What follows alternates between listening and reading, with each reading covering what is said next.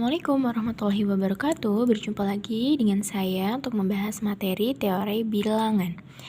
Nah, kali ini kita masuk pada bab 6 yaitu teorema Fermat dan Wilson. Baik, yang pertama kita akan membahas teorema Fermat.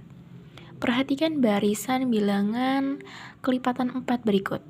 Nah, bilangan-bilangan dalam barisan ini kongruen modulo 7 berturut-turut dengan 4, 1, 5, 2, 6, 3. Tampak pada baris bilangan terakhir, ini sukunya adalah bilangan-bilangan asli, kurang dari 7, yaitu unsur-unsur dari himpunan residu terkecil modulo 7. Coba tentukan residu-residu terkecil modulo 8 dari bilangan-bilangan dalam barisan berikut ini. Ya, ini ada kelipatan 6. Nah, residu terkecil modulo 8 dari bilangan-bilangan dalam barisan itu berturut-turut adalah 3, 6, 1, 4, 7, 2, 5. Tampak pula bahwa residu-residu terkecil dari bilangan-bilangan dalam barisan tadi adalah sebuah bilangan asli kurang dari 8. Residu-residu terkecil modulo 9 dari bilangan-bilangan dalam barisan kelipatan 3 ini berturut-turut adalah 360, 360, 36. Tampak di sini bahwa residu-residu terkecilnya ternyata tidak terdiri atas semua bilangan asli yang kurang dari 9. Nah, contoh-contoh tersebut merupakan suatu ilustrasi dari teorema berikut ini. Oke, baik, kita akan masuk pada contoh, langsung pada contoh 6.1. Yang pertama, 3 pangkat 6 kongruen 1 modulo 7 itu dapat ditulis sebagai 3 dikali 3 pangkat 5 kongruen 1 modulo 7. Hal ini dapat dikatakan bahwa inverse 3 modulo 7 adalah 3 pangkat 5. Nah, selanjutnya dapat dikatakan secara umum bahwa jika P suatu bilangan prima dan AP itu sama dengan 1, maka inverse A modulo P adalah AP kurang 2. Nah, yang kedua, berapakah sisa pembagian 5 pangkat 38 oleh 11? Ya, 11 ini kita ibaratkan dengan P. Nah, jawabannya menurut teorema Fermat 5 pangkat 10 dengan P itu kurang 11, kurang 1 ya, kurang 1, tadinya 11 ya. P kurang 1 maka menjadi 10. Kongruen 1 modulo 11, maka 5 pangkat 38 kongruen 5 pangkat 10 dikali 3 ditambah 8 kongruen 5 pangkat 10 pangkat 3 5 ya, 5 pangkat 2 pangkat 4 kongruen 1 pangkat 3 dikali 3 pangkat 4 kongruen 81 dan kongruen 4 modulo 11. Nah, jadi 5 pangkat 38 itu dibagi 11 itu bersisa 4. Oke. Baca lagi dengan seksama ya teorema 6.3 ya. Kemudian di sini ada contoh lagi teman-teman. Ada contoh 6.2 ya. Apakah 117 suatu bilangan prima? Oke, kita jawab ya. Untuk memeriksa dipilih bilangan bulat positif yang cukup kecil. Ya, misalnya 2 ya, teman-teman. Selanjutnya diperiksa apakah 2 pangkat 117 itu kongruen 2 modulo 117. Oke, kita buktikan. 2 pangkat 117 sama dengan 2 pangkat 7 dikali 16 ditambah 5 ya, sama dengan 2 pangkat 7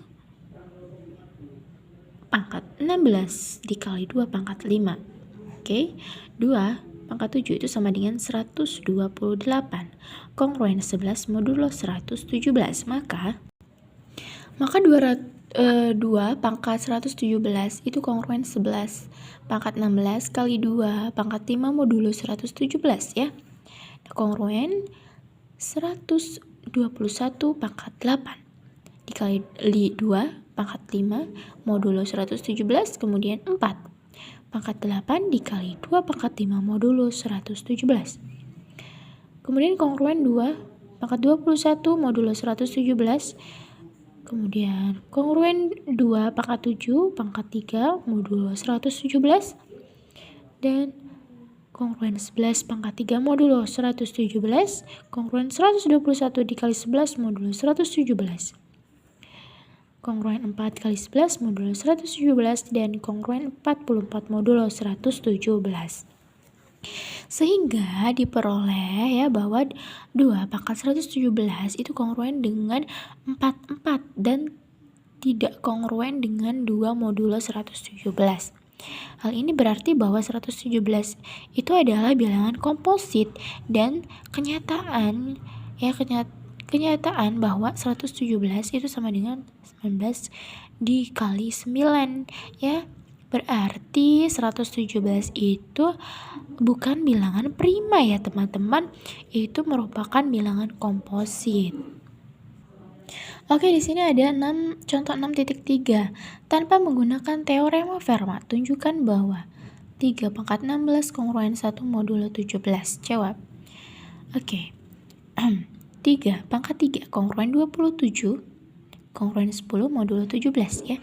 Dikuadratkan maka 3 pangkat 6 kongruen 100 modulo 17. 3 pangkat 6 kongruen negatif 2 modulo 17 itu dikuadratkan menjadi 3 pangkat 12 kongruen 4 modulo 17. Nah, sehingga 3 pangkat 16 itu sama dengan 3 pangkat 12 dikali 3 pangkat 3 dikali 3.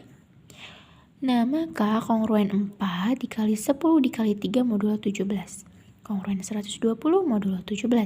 Kongruen 1 modulo 17. Jadi 3 pangkat 16 itu kongruen 1 modulo 17. Oke.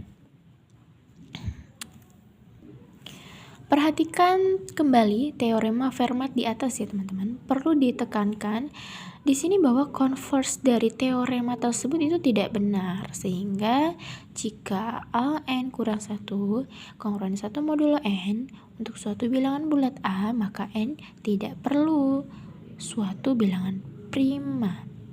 Ya, maka N tidak perlu suatu bilangan prima. Untuk menunjukkan contohnya, terlebih dahulu kita bicarakan teorema berikut ini teman-teman. Oke teman-teman, kita langsung masuk pada contoh 6.4. Tunjukkan bahwa 2 pangkat 340 kongruen 1 modulo 341. Oke, kita jawab ya. 341 kongruen 11 dikali 31. 2 pangkat 10 sama dengan 1024 sama dengan 31 dikali 33 ditambah 1. Sehingga 2 pangkat 10 itu kongruen 1 modulo 31. Oke. Kemudian 2 pangkat 11 kongruen 2 modulo 31. Nah, 210 sama dengan 1024 sama dengan 31 dikali 33 ditambah 1. Sehingga 2 pangkat 10 kongruen 1 modulo 11. Jika kedua ruas dipangkatkan 3, maka 2 pangkat 10 pangkat 3 kongruen 1 pangkat 3 modulo 11 akan menjadi 2 pangkat 30 kongruen 1 modulo 11. Dan 2 pangkat 31 kongruen 2 modulo 11. Nah, menurut teorema 6.4 dari 2 pangkat 11 kongruen 2 modulo 31, maka 2 pangkat 31 dikali 11 kongruen 2 modulo 31, dan dari 2 pangkat 31 kongruen 2 modulo 11, maka 2 pangkat 11 kali 31 kongruen 2 modulo 11, sehingga 2 pangkat 11 dikali 31 kongruen 2 modulo 11 kali 31 yaitu 2 pangkat 341 kongruen 2 modulo 341. Nah, jika kedua ruas dibagi 2, maka diperoleh 2 pangkat 340. kongruens 1 modulo 341 dan tidak dapat disimpulkan bahwa 341 itu suatu bilangan prima. Dalam sejarahnya, bilangan berbentuk 2n kurang 2 itu ditemukan oleh matematikawan Cina pada 25 abad yang lalu ya teman-teman, yang menyatakan bahwa n suatu bilangan prima jika dan hanya jika n itu membagi habis 2n kurang 2. Nah, sedangkan dalam kenyataan kriteria ini benar untuk semua bilangan prima. N itu lebih kecil dari 340. Dan pada contoh di atas ya, kita memperoleh fakta bahwa 341 itu membagi 2 pangkat 341 dikurang 2. Nah, walaupun 341 itu bukan bilangan prima, selanjutnya bilangan komposit n sedemikian hingga n itu membagi habis 2n dikurang 2 disebut bilangan prima semu atau pseudoprima. Ada tak terhingga banyaknya bilangan prima semu ya. 4 bilangan prima semu pertama adalah 341, 561, 645 dan 1105.